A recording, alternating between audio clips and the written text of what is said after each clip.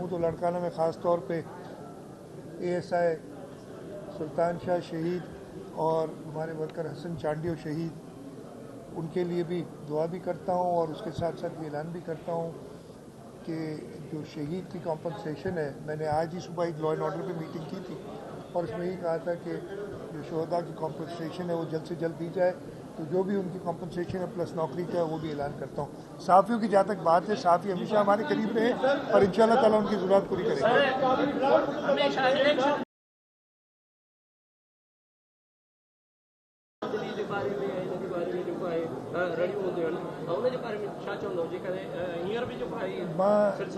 मां भले कोन्हे ॾिसो ॻाल्हि ॿुधो का ग्राउंड हुजे, जो लोग लाख लाख वोट से हारे, जिनके मैं आपको बताता हूँ, इधर सोहेल सियाल साहब मेरे साथ खड़े हैं, अभी मैं उनसे पूछ रहा था, इनकी कॉन्स्टिट्यूंसी गुजर रहा था, जरा पूछे तो सही कि कितनी पोलिंग स्टेशंस पे उनके वो एजेंट भी मौजूद थे।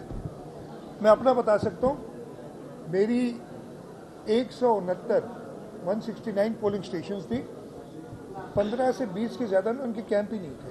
तो इलेक्शन अब वो पता नहीं, वो शोर मेरा ख्याल है वो तो नहीं मचा रहे से, तो टोटल 32 पोलिंग स्टेशन पे तो उन्होंने तो पहले ही हथियार डाल दिए थे, इसलिए कि जो पाकिस्तान पीपल्स पार्टी का काम था, मैं हमेशा कहता हूँ कि जब 2018 में इलेक्शन हुई थी, उसके अगले दिन हमने अगली इलेक्शन का सोचना शुरू किया। 8 फरवरी को इलेक्शन हुई, 9 फरवरी को चेयरमैन साहब ने कहा कि सिंध के लोगों ने हमें कामयाब किया है और हमें अभी से उन पर काम करना है। तो हमारी तो इलेक्शन हम 5 साल की होती थी।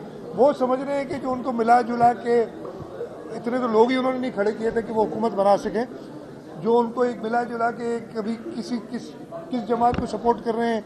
यहाँ पे पता नहीं कौन सी जमात थी जो मुकाबला कर रही थी, कहीं वो दिन में तारे वाले थे, कहीं वो किताब की सूरत में थे, और वो एक दूसरे की सब मदद कर रहे थे। एक तीर का निशान था जो सब पे भारी था, तो वो उनका कोई भी नहीं। सरकार में काफियों को कत्ल किया गया, जानवर भी शहीद हो चुके हैं, दीगर शहरों में भी किया जा रहा, तो अमन अमान की सूरत मैं बताता हूँ। मेरी आज सबसे पहली मीटिंग चीफ मिनिस्टर का ओथ उठाने के बाद दफ्तर में लॉ एंड ऑर्डर पे ही थी, जिसमें मैंने चीफ सेक्रेटरी साहब, IG साहब, सारे डिवीजन के जो DIGs थे वो भी मौजूद थे, DG रेंजर्स भी थे, इंटेलिजेंस वाले भी थे, सबके साथ एक मीटिंग की और तशवीश का इजहार किया है। और ज़रूर ये पिछले 4-5 महीनों में कुछ और हालात दोनों कराची की स्ट्रीट क्राइम के हवाले से और कच्चे में जो किडनैपिंग का मामला है वो है, और उसी वक्त मैंने इसका पहली मीटिंग की है, कुछ हिदायत भी जारी की हैं। इंशाअल्लाह ताला आपको फ़र्क नज़र आएगा। जहाँ तक जान मोहम्मद महर शहीद की बात है, मेरा ख्याल है आखिरी दिन था चीफ मिनिस्टरशिप का जब वो उनको शहीद किया गया, और उसी रात को जो लोग थे नॉमिनेटेड या जो पहले थे उनको गिरफ्तार भी किया गया था। कॉम्पनसेशन का ऐलान भी उसी वक्त हो गया था। और मैंने आज जो अपनी मीटिंग में ख़ास तौर पे कहा है, फिर उन्होंने बताया कि एक और झगड़ा कच्चे में शुरू हो गया, उसकी वजह से कुछ मुश्किलात हैं। मैंने पुलिस को यही हिदायत की है कि कोई मुश्किलात मैं नहीं जानता, शहीद जान मोहम्मद महर के कातिलों को जो पहचाने गए हैं उनको जल्द से जल्द गिरफ्तार करने, और मैं चैन से नहीं बैठूंगा जब तक वो गिरफ्तार नहीं।